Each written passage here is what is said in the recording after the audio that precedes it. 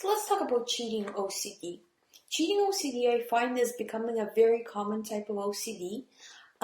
With this type of an obsession, the person thinks that they either cheated on their spouse or their boyfriend or girlfriend, or they think that the other person is cheating. The compulsions for this type of OCD would be, in the case that they think the other person is cheating, would be to kind of trying to find information by checking their personal devices, or trying to analyze what they say, or trying to analyze where they go, or anything like that. In case that the person thinks they're cheating, they would try to basically analyze their own actions, and a lot of this falls into a false memory OCD, where the person would be talking to another person, and then later on they think that maybe something happened with that person. Let's talk about what you need to do in order to overcome this particular type of OCD.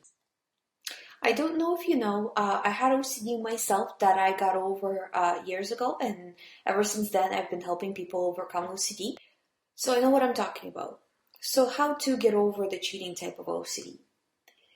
First of all, you have to be really honest with yourself and think, and maybe even write down, of all the ways you are seeking reassurance in this situation. Nobody has to see this list, but you have to be very conscious of where it is you're seeking reassurance. So, are you checking the other person's phones? Are you monitoring your own actions? What is it that you're doing that's making this obsession stick in the mind? Because there is a reason why it's not leaving your mind. And it doesn't only have to do with what you think is a possibility of cheating. It has to do with the fact that you are actually making this obsession worse by following rituals that keep it going. So think about all the rituals that you're doing right now. All of those rituals need to stop.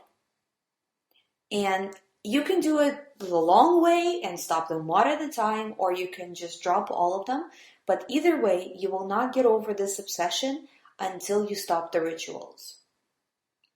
This is a very common obsession. I have, in all my practice, have not ever found where this obsession ever became true.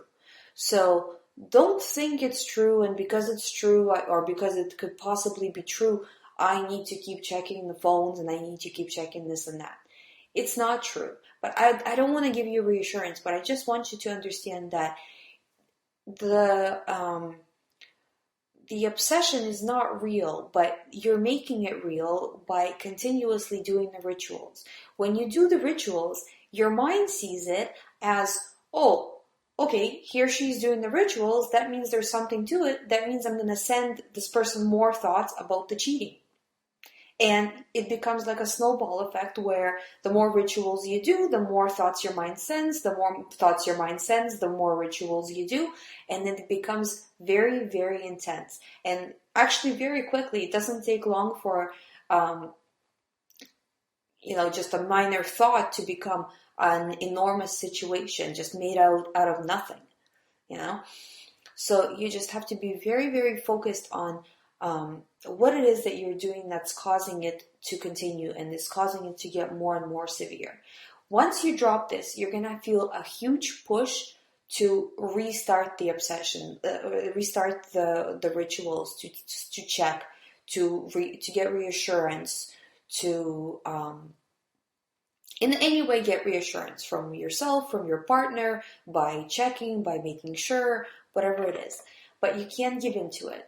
And I'm telling you, 100%, if you do this, if you stop everything and you let some time pass where you don't do nothing, your OCD will diminish to a point where you will be able to maintain that and not do any more rituals. And if you don't do any rituals, your OCD is gone, or this particular obsession is gone. And you just have to make sure that when one obsession is gone, just make sure that it's not switching to another obsession.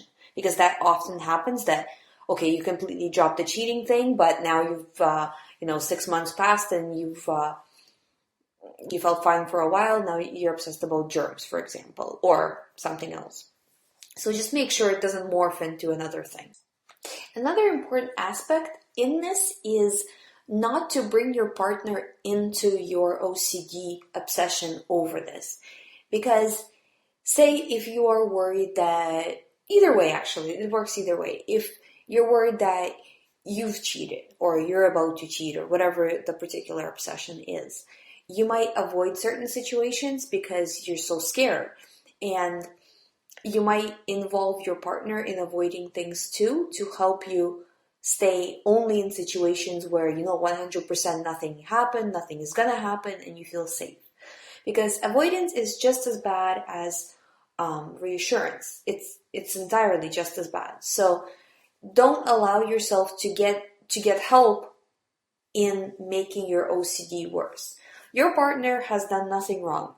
Another advice I can give you is to not get caught up in the details of the particular thought.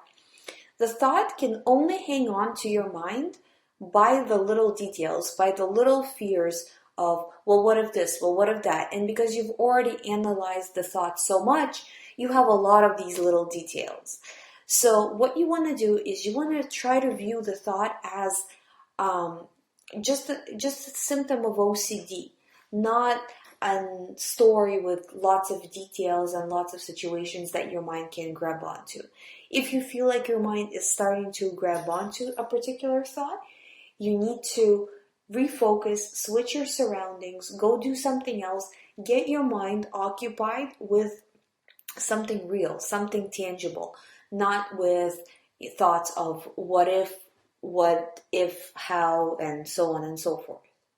If you have OCD, you know exactly what I'm talking about.